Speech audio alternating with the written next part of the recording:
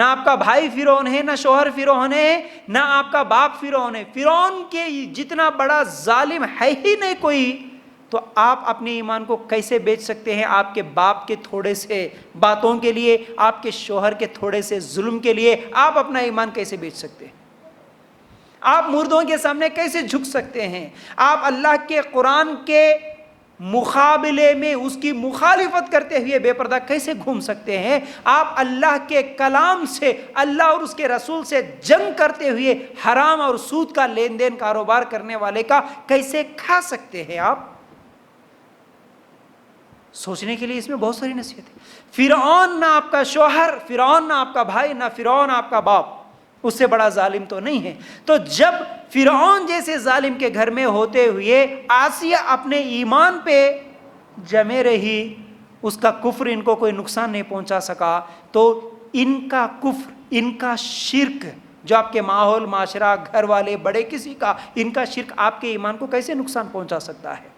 آپ ان کی باتوں میں آ کے کیسے شرک کر سکتے ہیں؟ نہیں کر سکتے. یہ سب سے پہلا سبق ملا عورتوں کے لیے خاص طور سے کہ فرعون کی بیوی آسیہ کی زندگی سے. دوسرا سبق استقامت، ڈٹے رہنا، جمے رہنا. سورہ فصلت آیت نمبر 30 میں اللہ تعالیٰ جو ڈٹے رہتے ہیں، جمے رہتے ہیں، ان کے لیے انعامات بتایا ہے. سورہ فصلت آیت نمبر 30 کیا ہے کہ جو لوگ اللہ کو رب مانتے ہیں پھر اس پر جمے رہتے ہیں، مطلب اس کے احکامات کی پابندی کرتے ہیں، اللہ کے حکم مان کر زندگی گزارتے ہیں، اللہ تعالیٰ ان لوگوں کے لیے جنت کی خوشخبری دیتا ہے.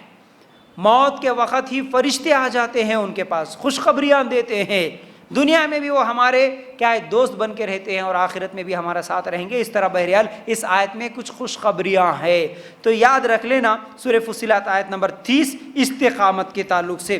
سچی ایمان والی دینی معاملات میں مال دولت لوگوں کے دباؤ سے متاثر نہیں ہوتی. ہاں، سچی ایمان والی کس سے؟ مال کی وجہ سے، یا پھر رشتہ داروں کی وجہ سے، یا پھر دولت کی وجہ سے، لوگوں کی دباؤ کی وجہ سے ان سے متاثر ہو کہ ارے مال تو مل رہا نا. آج بولتے نا کیا ہوا بیٹا، بے نمازی رہے تو کیا ہوا، کیا ہوا مشرک رہے تو کیا ہوا، کیا ہوا مردوں کو ماننے والا، تعویذاں لٹکانے والا ہے تو کیا ہوا، بڑے بنگلے والے تو ہے نا، بڑے گاڑی والے تو ہے نا، اچھے جاب والے تو ہے نا، فیملی ویزا ہے نا، ایک ہی بیٹا ہے نا، شادی کر لینا، دنیا بن جاتی، سنور جاتی. بولتے نا کھاتے پیتے گھرانے کے لوگ ہیں، دیکھو اچھے کھاتے پیتے، دینداری کوئی نہیں دیکھتا، کھاتے پیتے لوگ ہیں، اچھے ہیں، ایک بیٹا ہے. کیا کرنا؟ اب ان کے مال سے، ان کی دولت سے متاثر ہو کے ان کے گھروں میں ہماری بچیوں کا نکاح، اس کے بعد زندگی بھر مشرکانہ اعمال، زندگی بھر شرکیہ اعمال، زندگی بھر بے نمازی، زندگی بھر سود کا کھاتے ہوئے، حرام کا کھاتے ہوئے زندگیاں گزارتے رہے. ایک سچی ایمان والی جو ہوتی ہے، جیسے فرعون کی بیوی نہ مال سے متاثر ہوئی نہ اس کے دولت سے متاثر ہوئی. ایمان ہونا اللہ، جنت میں گھر ہونا، بس جنت میں گھر ہونا اللہ، مجھے نہیں چاہیے یہ سب چیز. تو یہ جمے رہنا، ڈٹے رہنا، یہ دوسرا سبق ملتا ہے. تیسرا سبق یہ ملتا ہے فرعون کی بیوی آسیہ کی زندگی سے اور اس واقعے سے، وہ یہ ہے کہ دنیا سے بے رغبتی. دنیا سے بے رغبتی کیسے؟ بادشاہ کی بیوی تھی. سوچئے اس زمانے کا بادشاہ فرعون، بادشاہ کے گھر میں کس چیز کی کمی ہے؟ بولیے. پیسے کی کمی نہیں ہے، سونے کی کمی نہیں ہے، چاندی کی کمی نہیں ہے، ہیرے جواہرات کی کمی نہیں ہے، نوکر چاکروں کی کمی نہیں ہے، قالینوں کی کمی نہیں ہے، نرم نرم بستروں کی کمی نہیں ہے. اشارہ کرتی ہزاروں کے خادمائیں، نوکر چاکر سامنے، ہر چیز سامنے لا کے رکھ دینے کے لیے تیار تھے. کھانے پینے کی کسی چیز کی بھی کمی نہیں ہے. ایسے حالات میں بھی دنیا سے، دنیا کی چیزوں سے متاثر نہیں ہوئی اور ان سب چیزوں سے کیا ہے؟ بے رغبتی. یہ سب چیزیں ہوتے ہوئے جو دعا کر رہی ہے نا، رب ابن لی عندک بیتا فی الجنہ، اس دعا کے پیچھے اصل میں یہ کلمات ہے. کیا؟ اے اللہ، بادشاہ کے زیورات نہیں چاہیے، بادشاہ کا گھر نہیں چاہیے، بادشاہ کے گھر میں سونا چاندی، نوکر چاکر، آرام، عیش و عشرت کی زندگی، اللہ یہ سب مجھے نہیں چاہیے، مجھے جنت میں صرف گھر چاہیے. یہ آسیہ کی دعا تھی. اصل میں یہ آسیہ کی دعا تھی. تو دنیا سے بے رغبتی. ایمان والی جو ہوتی ہے بھوکی سو سکتی ہے لیکن دنیا کے یہ چند ٹکوں کے لیے, یہ چند پیسوں کے لیے اپنے ایمان کو بیچ نہیں سکتی ہے. دنیا کی محبت میں اپنے ایمان کو بیچ نہیں سکتی, یاد رکھو. اچھا, اس کے بعد کیا ہے؟ اصل میں ہمارا معاملہ بھی کیسا ہے؟ ہم لوگ یہ چاہتے ہیں کہ ہم دعا کرتے ہیں نا, جب بھی ہم کیا بولتے ہیں؟ اللہ ہمارا حساب آسان ہو, ہمارا حساب و کتاب آسان ہو. اور پھر دوسری طرف فوراً یہ بھی دعا مانگتے ہیں اللہ ہمارے کو بہت دولت بھی دے, بہت پیسے بھی دے. مطلب جتنے پیسے ہوں گے, جتنی دولت ہوگی, اس سب کا حساب ہی تو دینا پڑتا, تو آسان کہاں سے ہو جائے گا؟ جتنا زیادہ مال ہوگا اتنا زیادہ حساب دینا پڑتا, مشکل ہوتا پھر. حالانکہ بادشاہ کے گھر میں سب کچھ ہونے کے باوجود بھی فرعون کی بیوی جنت مانگتی ہے. یہ تیسرا سبق ملا. چوتھا, پہلے وہ جنت مانگی پھر ظلم سے نجات مانگی ہے. چوتھا سبق ہی میں رب ابنی لی عندک بیتا فی الجنہ, پہلے اللہ مجھے جنت دے, پھر اس فرعون کے ظلم سے مجھے نجات دے, یہ بعد میں دعا مانگی. تو معلوم کیا ہے, کیا ہوا کہ اصل ہمارا مقصد جنت میں جانا ہے. 24 گھنٹے ہماری سوچ کیا ہوتی؟ مقصد جنت میں جانا, مقصد یہ ظلم سے بچنا نہیں ہے. فرعون کی بیوی کی جو دعا تھی, مقصد اس ظلم سے اللہ مجھے بچا لے, یہ نہیں ہے. اصل مقصد پہلے جنت دے اللہ. پہلے دعا جنت کی مانگی, پھر اس کے بعد اس ظلم سے نجات مانگی ہے. کون؟ فرعون کی بیوی. اس کے بعد پانچویں چیز جو ہم لوگوں کو اس سے نصیحت ملتی ہے, سبق ملتا ہے, وہ یہ ہے کہ آسیہ جب دعا کرتی ہے, الفاظ کیا ہیں؟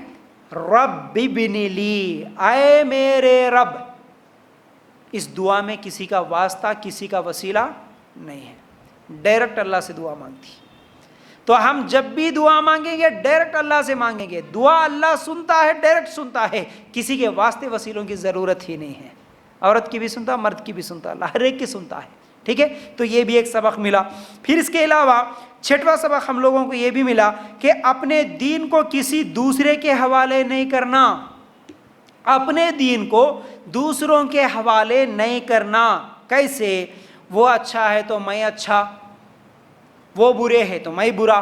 مطلب میرا ماحول, میرے گھر والے اچھے ہیں تو میں بھی اچھی بنوں گی, اگر وہ برے ہیں تو میں بھی بری بنوں گی. یہ نہیں ہوگا. کیا کرنا ہے؟ بہت سارے لوگ ہیں نا, مرد جہاں جھکائے وہ جھکتے, جہاں اٹھائے وہاں اٹھتے, جہاں پردہ کرو بولے وہاں کرتے, جہاں نہیں کرو بولے وہ نہیں کرتے. مطلب اپنے دین کو ان کے حوالے نہیں کر دینا, گھر والوں کے, چاہے وہ کتنا بھی بڑا ظالم کیوں نہ ہو. فرعون سے بڑا ظالم تو نہیں ہو سکتا. اپنے دین کو نہ کوئی اپنے باپ کے حوالہ کر سکتی ہیں, نہ شوہر کے حوالے کر سکتی ہیں. عورتیں یاد رکھیں خاص طور سے, میرا دین کسی کے حوالے نہیں. اب انہوں جیسا بولے ویسا میں کروں گی, نہیں نہیں نہیں نہیں نہیں, صرف میں اللہ کے حوالے. میرا رب جہاں جھکایا وہیں پر جھکیں گے ہم, اس کے علاوہ کسی اور کی باتوں میں میرے دین کو کسی کے حوالے نہیں کر سکتے. دین کے معاملے میں کمپرومائز نہیں کر سکتے. کیا کرنا مول صاحب؟ ہمارے ابا ہے ایسا بول رہے, ہمارے بھائی ہے ایسا بول رہے, کیا کرنا؟ کچھ بھی نہیں. اللہ کی ماننا ہے, بھائی کی بعد میں, باپ کی بعد میں, سب سے پہلے اللہ کی ماننا ہے. تو یہ ہم کو سبق ملا چھٹواں. ساتواں سبق کیا ملا؟ خودکشی اور موت کی تمنا نہیں کرنا, حالت کیسے بھی آئے. خودکشی, سوسائڈ نہیں کر سکتے, موت کی تمنا نہیں کر سکتے. اللہ یہ دینا دیکھنے سے پہلے میرے کو اٹھا لیے تو اچھا تھا, کتنے عورتیں بولتے ہیں, میرے کو موت تو بھی نہیں دیا اللہ بول کے بول دیتے. نہیں کر سکتے, یہ دعا نہیں کر سکتے. آپ مرنے کی دعا نہیں کر سکتے, آرزو نہیں کر سکتے. کیسے؟ اللہ کے رسول صلی اللہ علیہ وسلم نے بھی کیا فرمایا؟ موت کی آرزو نہ کرو. اگر آپ کو کرنا ہی ہے, کوئی بہت بڑی بیماری میں, مشکل میں, پریشانی میں آپ پھنسے ہوئے ہیں, تو بول سکتے کیا کہ اے اللہ مجھے اس وقت تک زندہ رکھ جب تک میرے زندہ رہنے میں خیر ہے, اور اس وقت موت دے جب میرے مرنے میں بھلائی ہے, وفات میں بھلائی ہے. صحیح بخاری کی روایت کے مطابق ہم یہ بول سکتے, اللہ مجھے اس وقت تک زندہ رکھ جب تک میرے زندہ رہنے میں بھلائی ہے. لیکن ڈائریکٹ یہ نہیں بولنا کہ اللہ مجھے موت دے دے, اللہ میرے کو اٹھا لے, یہ نہیں بول سکتے کبھی بھی. موت کی تمنا, موت کی آرزو نہیں کر سکتے. خودکشی بالکل نہیں کر سکتے, حرام ہے خودکشی کرنا. شوہر جہیز کے لیے ستایا, جا کے کسی میں کود کے مر گئے. ہاں, اور کوئی کیا ہے, ایگزام میں فیل ہو گیا, دوا پی کے مر گئے. کوئی اللہ فیل ہو گیا, ریل پٹری پہ جا کے سو گئے. یہ جتنی بھی چیزیں ہوتی ہیں نا, یہ سب حرام ہے, اسلام میں جائز نہیں ہے. خودکشی کرنے والا جنت میں نہیں جاتا. جہنم میں جاتا ہے، سخت عذاب ہے۔ تو اب یہاں پر فرعون کی بیوی آسیہ کو یاد رکھ لینا، جب کبھی مشکل حالات آئے کسی کی بھی طرف سے کیا کرنا ہے، یہ سب ہمارے لیے سبق ہے۔ فرعون کی بیوی آسیہ اتنے زیادہ مشکلات آئے، جسم پہ کیلے مار رہا ہے، اس کے باوجود خودکشی کر کے نہیں مر گئی، ٹھیک ہے، موت کی دعا بھی نہیں کری۔ اچھا، اس کے بعد کیا ہے، ایک اور سبق جو ملتا ہے ہم کو وہ یہ ہے، غلط ماحول میں رہتے ہوئے یہ بیزارگی، گھٹن، رنج، غم نہیں تو پھر وہ مومن ہی نہیں، اس کا ایمان ہی نہیں۔ مطلب یہ ہے کہ اگر ہم غلط ماحول میں رہ رہے، جہاں پر لوگ سب غلط کام کر رہے، برائیاں کر رہے، شرک ہے، بدعت ہے، بے نمازیاں ہیں، ان کے ساتھ رہتے ہوئے اگر ہمارے دل میں ایک رنج نہیں ہے، غم نہیں ہے، گھٹن محسوس نہیں ہو رہی، ان کے ساتھ ملتے ہوئے، ان کے ساتھ برائیاں کرتے ہوئے خوشی محسوس ہو رہی، تو سمجھو یہ ایمان نہیں ہوتا، پھر یہ ایمان نہیں ہوتا۔ غلط لوگوں کے ساتھ رہتے ہوئے ایک تکلیف، اللہ میں یہ کیسے گھر میں آ گئی، اللہ میں یہ کیسی زندگی گزار رہی، اللہ میں ان کو کیسے سدھاروں، اللہ میں ان کو کیسے سیدھے راستے میں لاؤں، یہ کوشش، یہ تڑپ نہ ہو تو پھر وہ ایمان نہیں ہے۔ یہ بھی ہم لوگوں کو کیا ہے، فرعون کی بیوی کی زندگی سے ہم لوگوں کو یہ سبق ملتا ہے، کیونکہ اللہ کے رسول صلی اللہ علیہ وسلم نے بھی فرمایا، صحیح مسلم کی روایت ہے، کل میں نے جو حدیث سنائی، برائی کو دیکھو تو ہاتھ سے روکو، نہیں تو زبان سے روکو، نہیں تو کم از کم دل میں برا جانو، ٹھیک ہے۔ تو بہرحال اگر برے ماحول میں رہتے ہوئے بھی اطمینان اور سکون کے ساتھ رہ رہے تو پھر یہ ایمان نہیں ہے، سمجھو آپ، ایمان نہیں ہے پھر ہمارے دل میں بھی۔ اچھا، اس کے علاوہ ایک اور سبق جو ملتا ہے وہ یہ ہے، دین کے لیے قربانیاں صرف مرد ہی نہیں، عورتوں کو بھی دینا چاہیے۔